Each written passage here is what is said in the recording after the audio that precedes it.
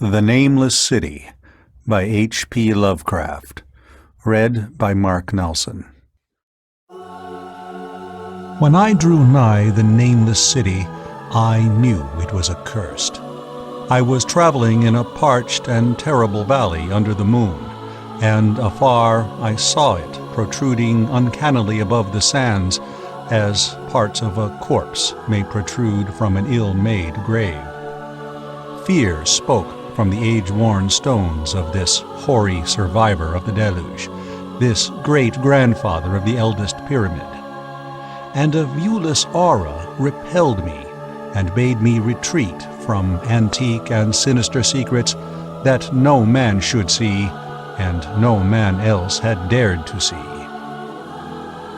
Remote in the desert of Araby lies the Nameless City, crumbling and inarticulate, its low walls nearly hidden by the sands of uncounted ages.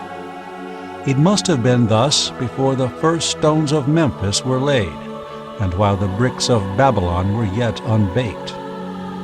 There is no legend so old as to give it a name, or to recall that it was ever alive.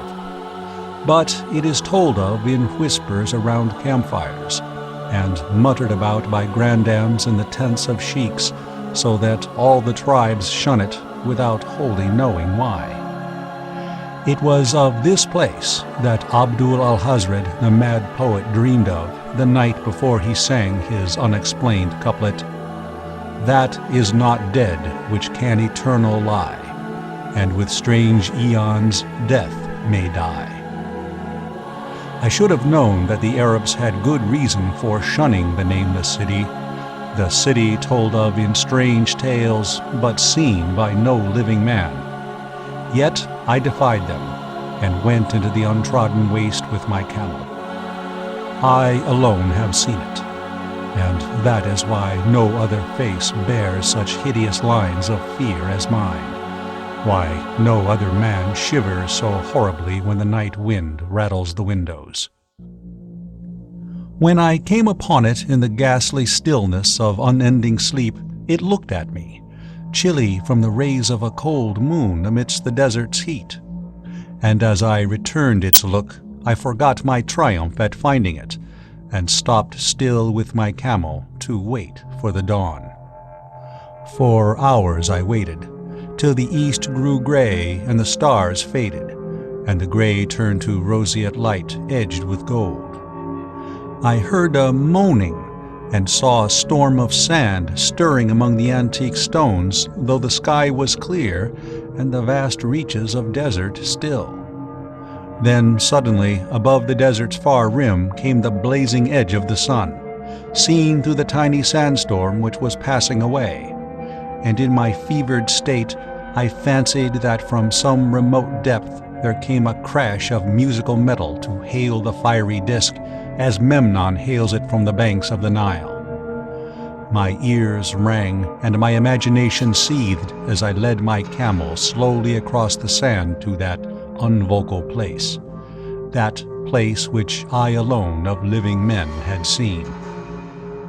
In and out amongst the shapeless foundations of houses and places I wandered, finding never a carving or inscription to tell of these men, if men they were, who built this city and dwelt therein so long ago.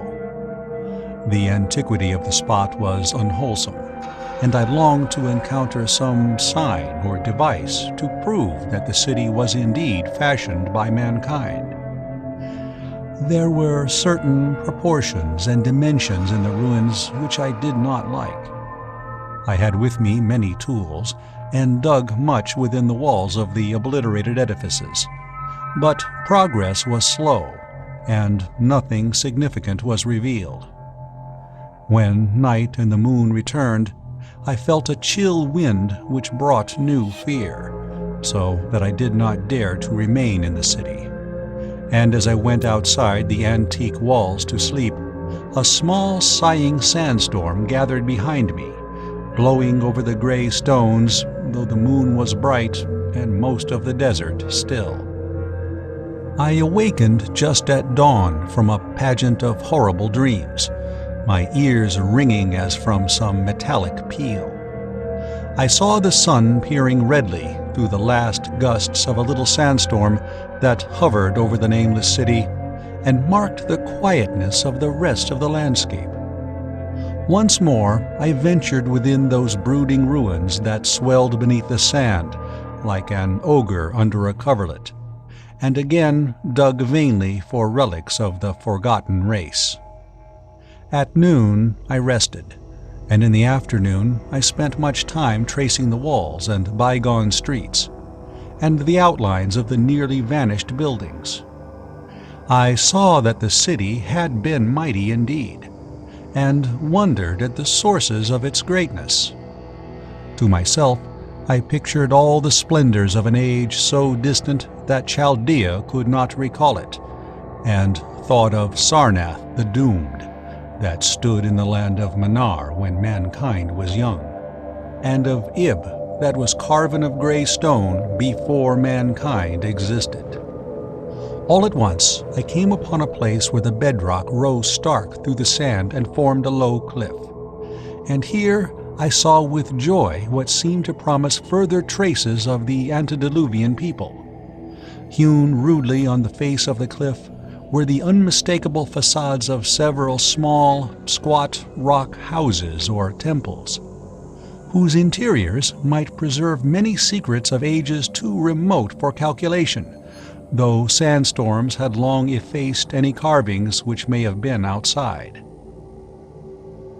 Very low and sand-choked were all the dark apertures near me, but I cleared one with my spade and crawled through it, carrying a torch to reveal whatever mysteries it might hold. When I was inside, I saw that the cavern was indeed a temple, and beheld plain signs of the race that had lived and worshipped before the desert was a desert. Primitive altars, pillars, and niches, all curiously low, were not absent. And though I saw no sculptures or frescoes, there were many singular stones clearly shaped into symbols by artificial means. The lowness of the chiseled chamber was very strange, for I could hardly kneel upright. But the area was so great that my torch showed only part of it at a time. I shuddered oddly in some of the far corners, for certain altars and stones suggested forgotten rites of terrible, revolting, and inexplicable nature, and made me wonder what manner of men could have made and frequented such a temple.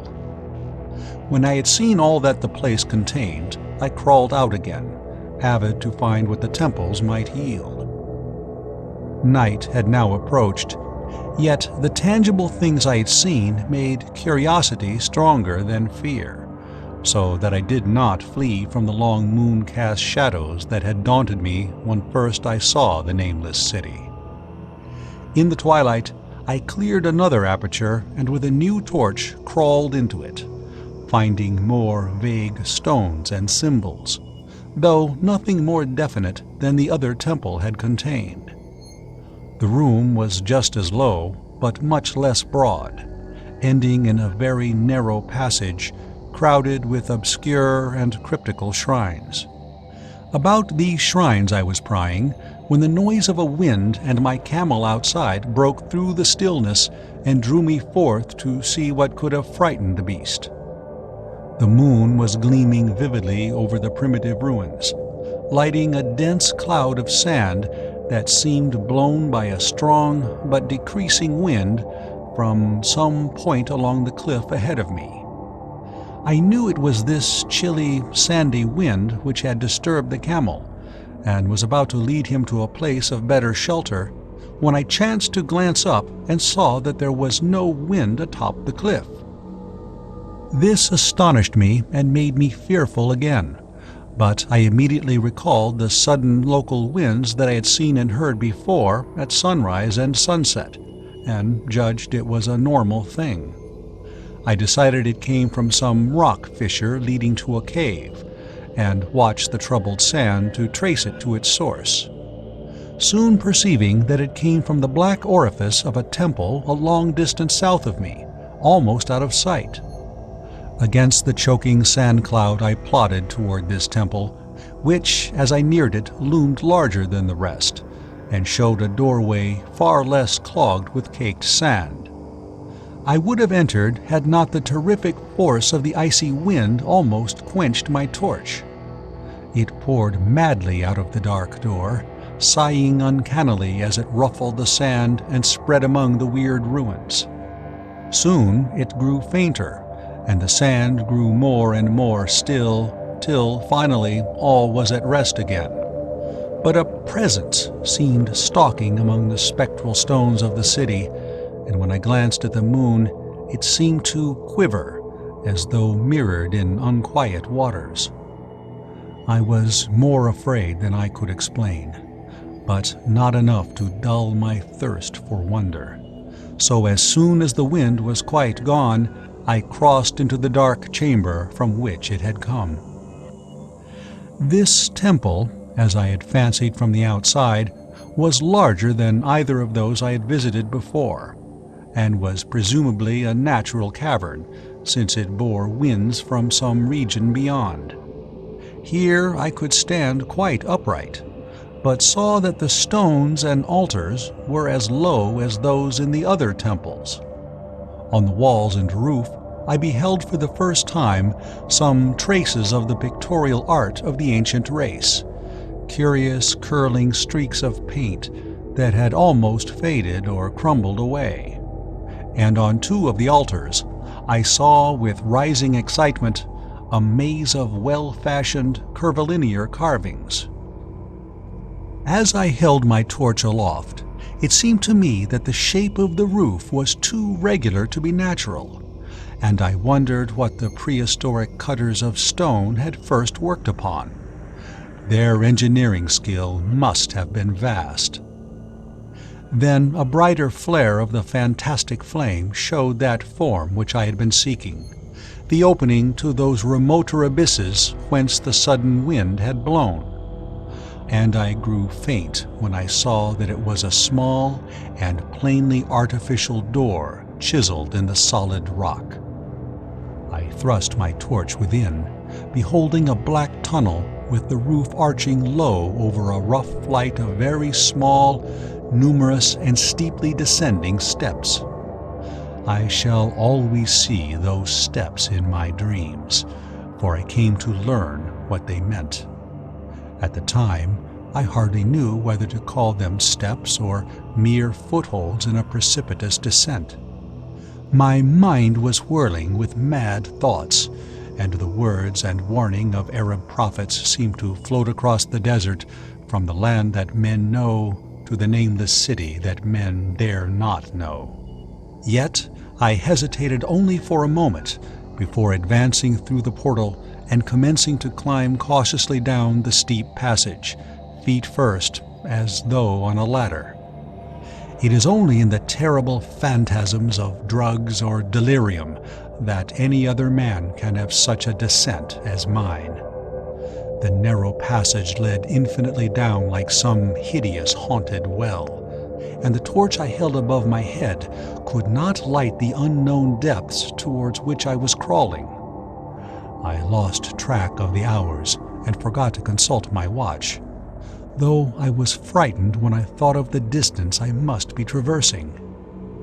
There were changes of direction and of steepness, and once I came to a long, low-level passage where I had to wriggle my feet first along the rocky floor, holding torch at arm's length beyond my head. The place was not high enough for kneeling. After that were more of the steep steps, and I was still scrambling down interminably when my failing torch died out. I do not think I noticed it at the time, for when I did notice it, I was still holding it above me as if it were ablaze. I was quite unbalanced with that instinct for the strange and unknown, which had made me a wanderer upon the earth and a haunter of far, ancient, and forbidden places.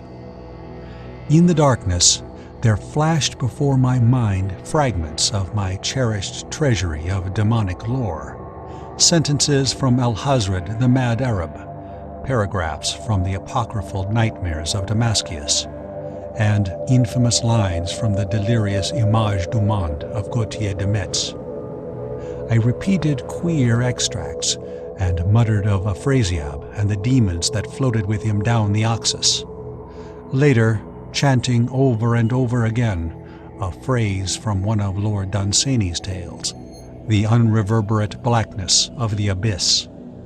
Once, when the descent grew amazingly steep, I recited something in sing-song from Thomas More until I feared to recite more.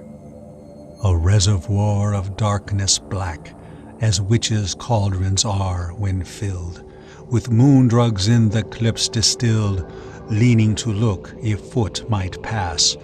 Down through that chasm I saw beneath, as far as vision could explore, the jetty sides as smooth as glass, looking as if just varnished o'er.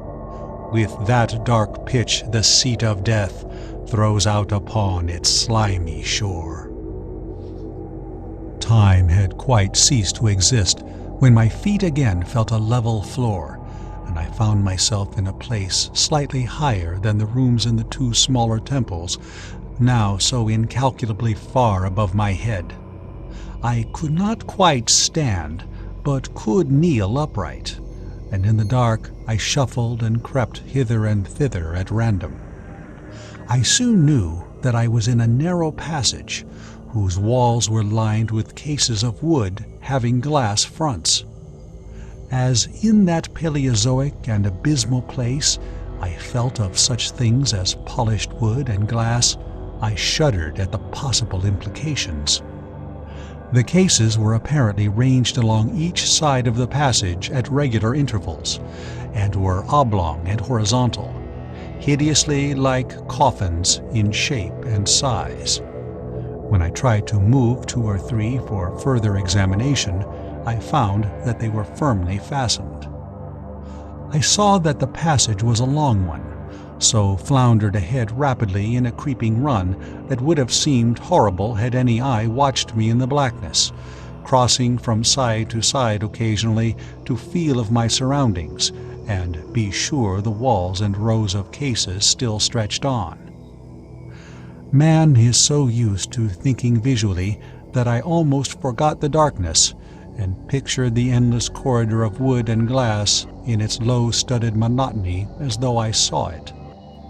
And then, in a moment of indescribable emotion, I did see it.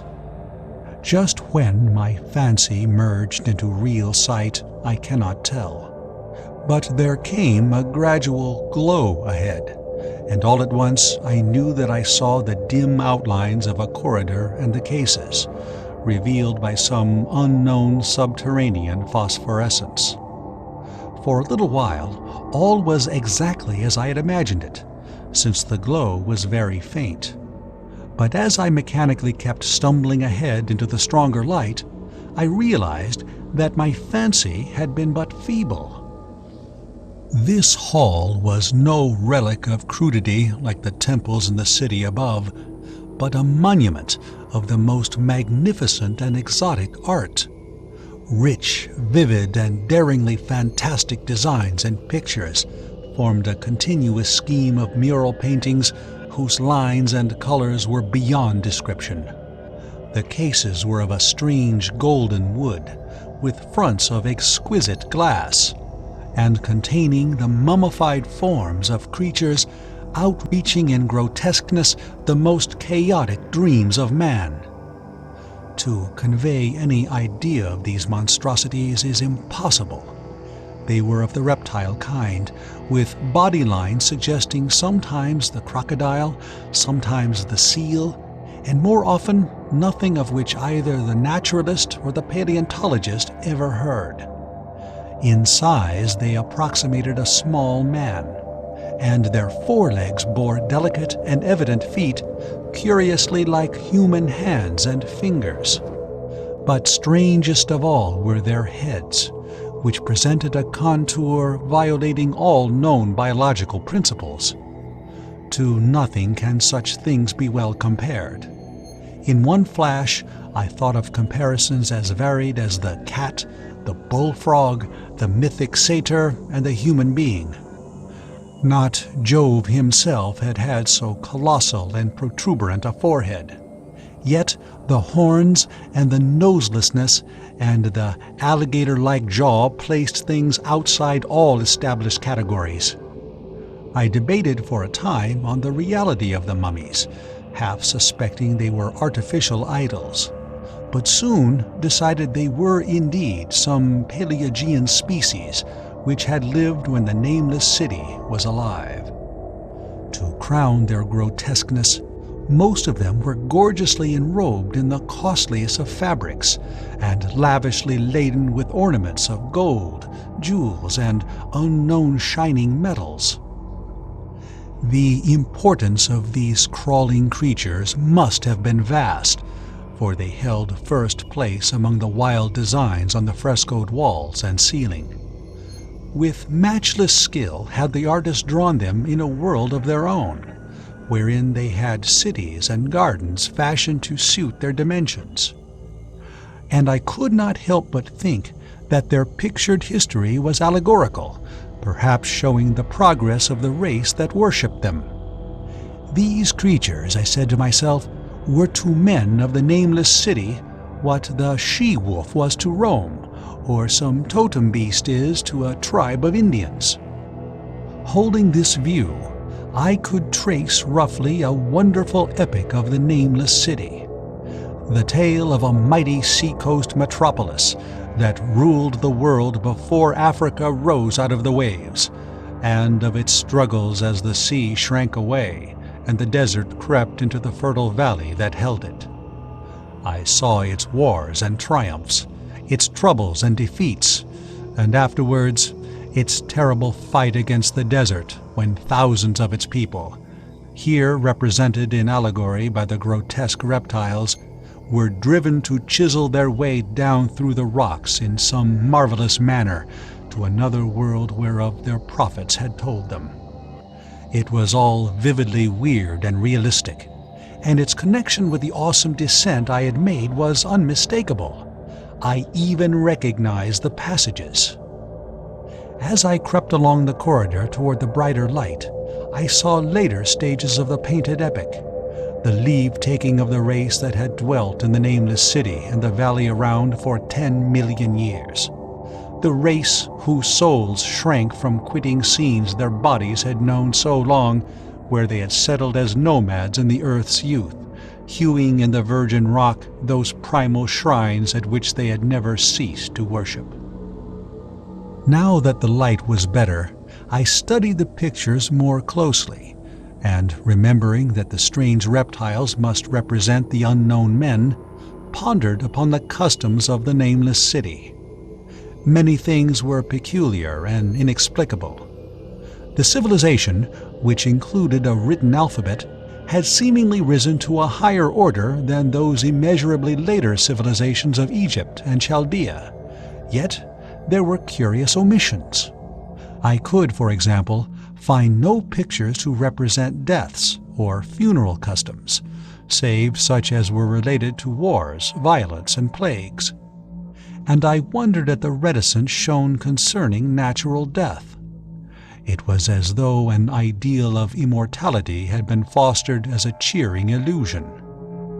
Still nearer the end of the passage was painted scenes of the utmost picturesqueness and extravagance, contrasted views of the Nameless City in its desertion and growing ruin, and of the strange new realm of paradise to which the race had hewed its way through the stone.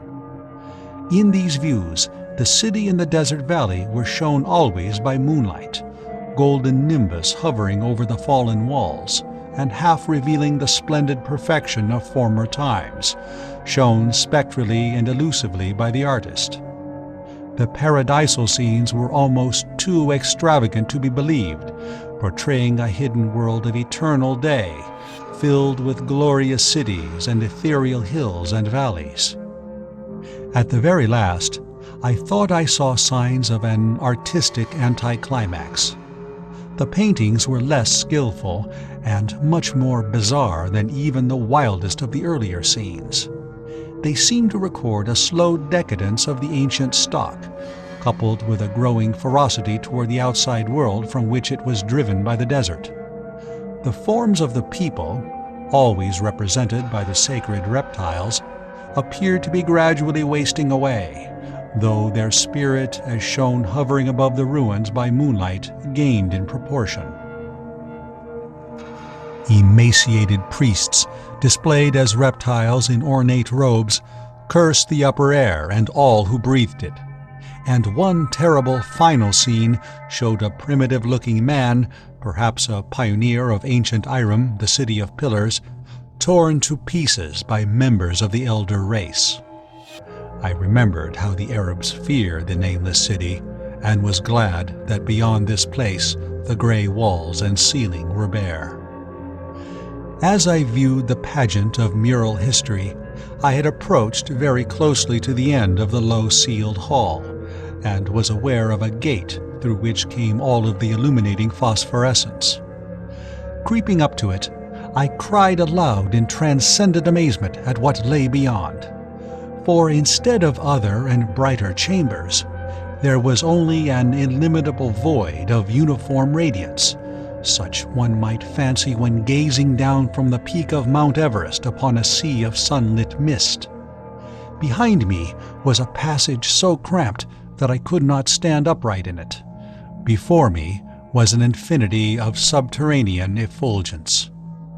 Reaching down from the passage into the abyss was the head of a steep flight of steps, small, numerous steps like those of black passages I had traversed.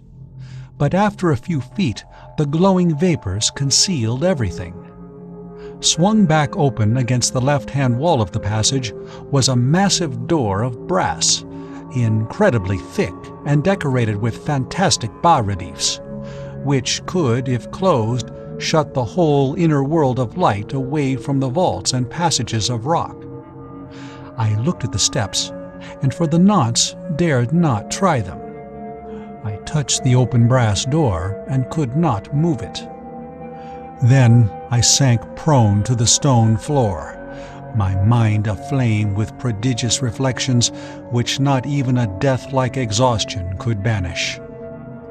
As I lay still with closed eyes, free to ponder, many things I had lightly noted in the frescoes came back to me with new and terrible significance.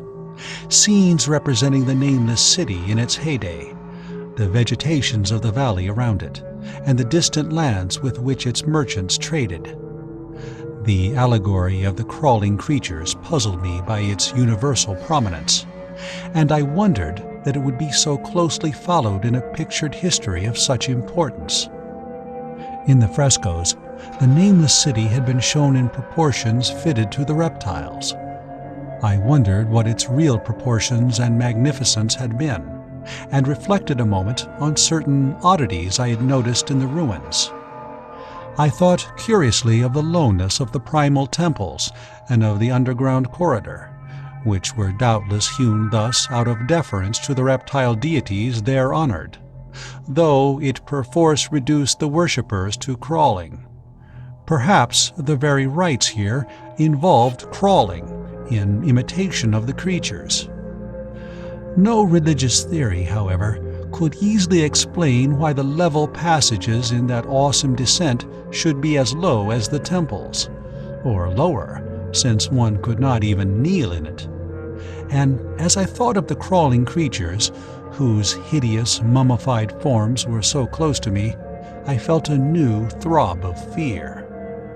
Mental associations are curious, and I shrank from the idea that, except for the poor primitive man torn to pieces in the last painting, mine was the only human form amidst the many relics and symbols of the primordial life. But, as always in my strange and roving existence, wonder soon drove out fear, for the luminous abyss and what it might contain presented a problem worthy of the greatest explorer.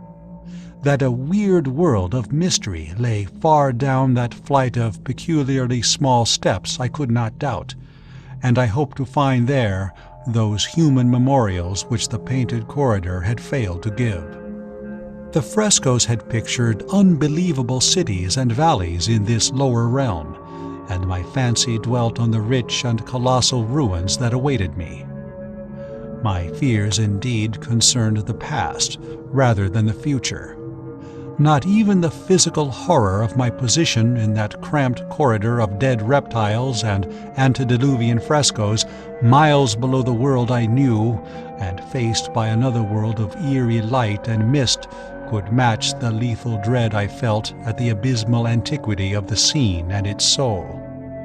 An ancientness so vast that measurement is feeble seemed to leer down from the primal stones and rock-hewn temples of the Nameless City, while the very latest of the astounding maps in the frescoes showed oceans and continents that man has forgotten, with only here and there some vaguely familiar outlines. Of what could have happened in the geological ages since the painting ceased and the death-hating race resentfully succumbed to decay, no man might say. Life had once teemed in these caverns, and in the luminous realm beyond. Now I was alone with vivid relics, and I trembled to think of the countless ages through which these relics had kept a silent, deserted vigil. Suddenly, there came another burst of that acute fear which had intermittently seized me ever since I first saw the terrible valley and the Nameless City under a cold moon. And, despite my exhaustion, I found myself starting frantically to a sitting posture, and gazing back along the black corridor toward the tunnels that rose to the outer world. My sensations were like those which had made me shun the Nameless City at night, and were as inexplicable as they were poignant. In another moment, however, I received a still greater shock in the form of a definite sound, the first which had broken the utter silence of these tomb-like depths. It was a deep, low moaning, as of a distant throng of condemned spirits, and came from the direction in which I was staring. Its volume rapidly grew, till it soon reverberated frightfully through the low passage, and at the same time I became conscious of an increasing draught of cold air, likewise flowing from the tunnels and the city above. The touch of this air seemed to restore my balance, for I instantly recalled the sudden gusts which had risen around the mouth of the abyss each sunset and sunrise, one of which had indeed revealed the hidden tunnels to me.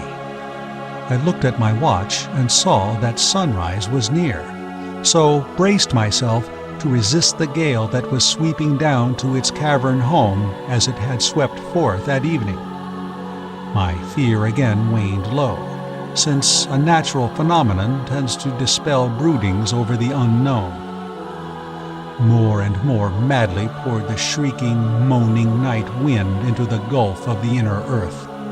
I dropped prone again, and clutched vainly at the floor, for fear of being swept bodily through the open gate into the phosphorescent abyss.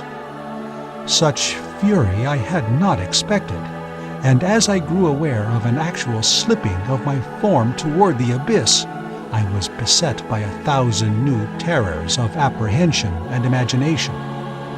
The malignancy of the blast awakened incredible fancies. Once more, I compared myself shudderingly to the only human image in that frightful corridor, the man who was torn to pieces by the nameless race. For, in the fiendish clawing of the swirling currents, there seemed to abide a vindictive rage, all the stronger because it was largely impotent. I think I screamed frantically near the last. I was almost mad. But if I did so, my cries were lost in the hell-born babble of the howling wind-wraiths. I tried to crawl against the murderous, invisible torrent, but I could not even hold my own, as I was pushed, slowly and inexorably toward the unknown world. Finally, reason must have wholly snapped, for I fell to babbling over and over that unexplainable couplet of the mad Arab Alhazred, who dreamed of the Nameless City. That is not dead which can eternal lie, and with strange eons even death may die.